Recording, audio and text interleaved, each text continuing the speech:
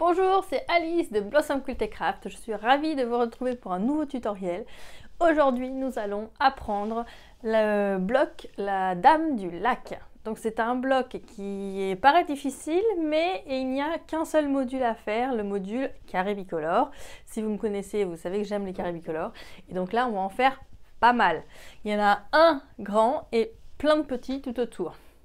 Donc la seule difficulté dans ce bloc, ça va être de réaliser les petits, de les mettre ensemble et surtout de les mettre dans le bon sens. C'est ça la difficulté principale du bloc.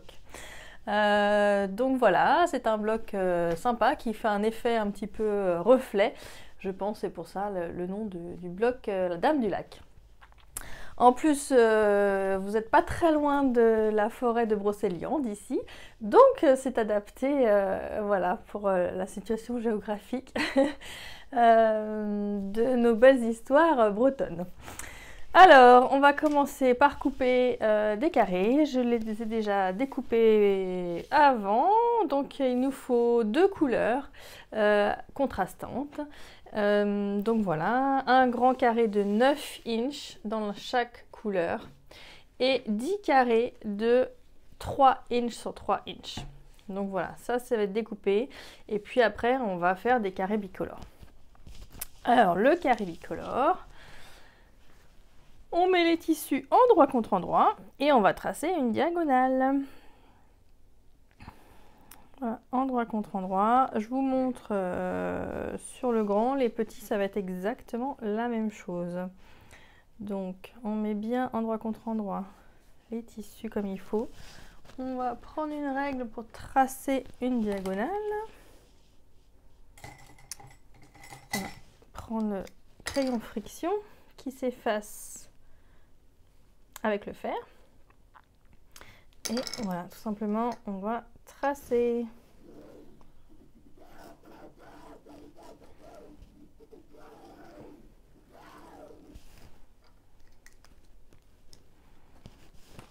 On met deux épingles. Là, c'est vrai que c'est un grand bloc, donc on va mettre des épingles. Pour le petit, c'est pas forcément nécessaire. On met les épingles, une de chaque côté de la diagonale pour que le tissu reste bien collé l'un à l'autre. Et puis assez loin quand même pour pas qu'on se gêne pendant la couture. Donc voilà, on fait une couture de 1/4 de inch de chaque côté de la diagonale. Je m'installe. Et c'est parti.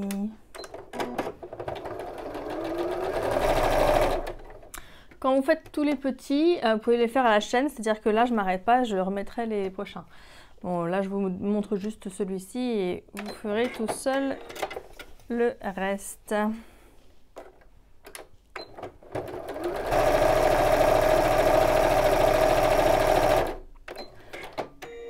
À savoir que le grand, quand on fait ça, ça donne deux carrés bicolores.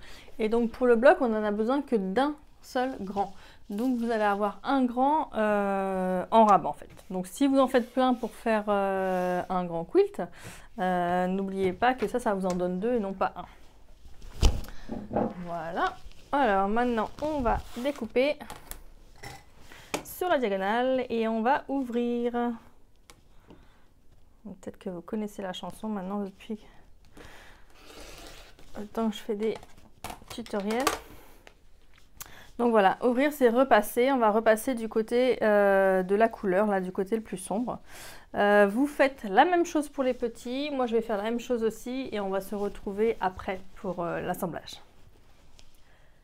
Pour l'assemblage, je vous conseille de positionner tous vos petits modules carré bicolore sur un mur de composition, donc c'est simplement un molleton, ou alors sur table à plat. Hein. Donc le principe, ça va être de mettre le grand carré bicolore avec en bas à gauche la partie claire, et tous les petits carrés bicolores, ça va être l'inverse, en bas à gauche la partie foncée. Donc on va les positionner correctement. Et vraiment, il est facile de se tromper. Hier, je me suis trompée 2 fois en le faisant. J'ai dû découdre 2 fois. Donc, je vous conseille de prendre votre temps, de vraiment vous référer à une image. pour les coudre. Donc on va en mettre 4 par 4 en haut et en bas, et après on va mettre 6 sur les côtés. Donc quand vous faites la couture, faites bien attention, vous prenez délicatement vos petits carrés bicolores et vous allez à la machine, pas besoin d'aiguille, hein. Par contre les petits carrés bicolores, vu qu'ils ont pas mal de valeur de couture, parfois la machine a un petit peu du mal. Donc je vous conseille de mettre une petite chute de tissu et de commencer comme ceci. Et puis aller doucement dans le premier temps pour que la machine puisse vraiment prendre les tissus correctement.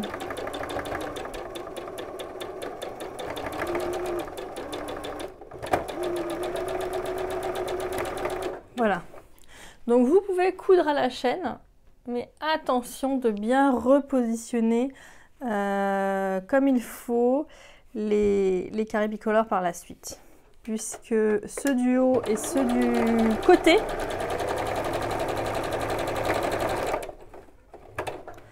ne vont pas être positionnés de la même manière en fait. Visuellement, c'est évidemment la même chose, carré foncé en bas, mais vous voyez que si là je ne repositionne pas là et je repositionne à la place sur les côtés, ça va plus en fait. Donc il faut bien faire attention à toujours bien replacer les carrés bicolores à leur place.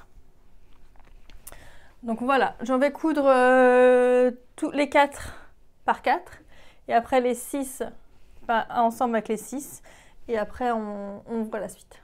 Mes petites unités de carrés bicolores sont cousues. Il ne faut pas oublier de bien repasser les valeurs de couture pour les mettre à plat le plus possible. Donc on fait comme ceci. Il ne faut pas que ça rebique en fait, hein. Le repassage, ça permet de bien aplatir.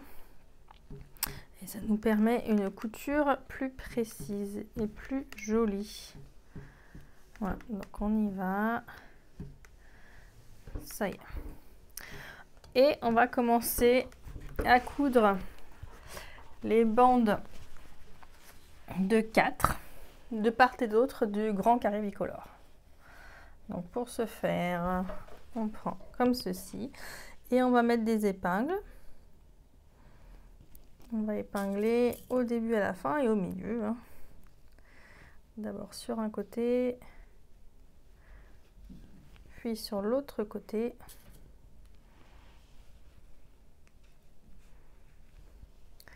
Et enfin au milieu.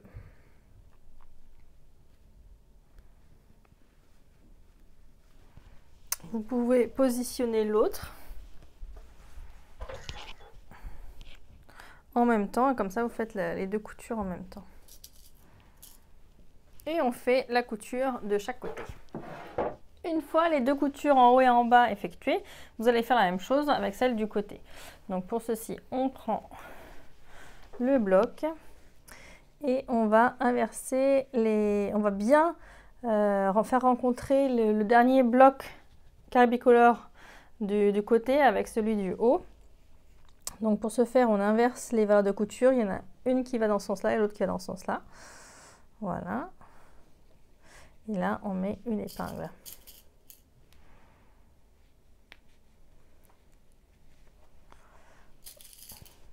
On en met une sur le côté. On fait la même chose de l'autre côté. Donc on fait bien attention à la valeur de couture pour qu'elle se bloque bien sur le dernier carré bicolore, de la rangée. Et on épingle. Voilà. On peut mettre une ou deux autres épingles sur le reste de la rangée. Voilà. Donc là, il ne reste plus que cette couture à faire ici. Et puis, on va faire exactement la même chose de l'autre côté. Et puis, vous aurez votre bloc terminé. Et voilà le bloc La Dame du Lac achevé. Vous pouvez passer un coup de fer pour bien écraser toutes ces coutures. Et puis voilà, donc j'espère que vous êtes contents d'avoir réalisé ce bloc. Il est super sympa, moi je trouve. Ça serait très joli dans un quilt. Voilà, quand on a plein les uns à côté des autres, ça fait super joli. Donc voilà, abonnez-vous à la chaîne YouTube si vous voulez voir de nouveaux tutoriels. Je vais essayer d'en faire pas mal lors de cette période de confinement. Et puis voilà, vous pouvez aller voir ma boutique Blossom Quilt & Craft pour retrouver tous les jolis tissus. À très bientôt!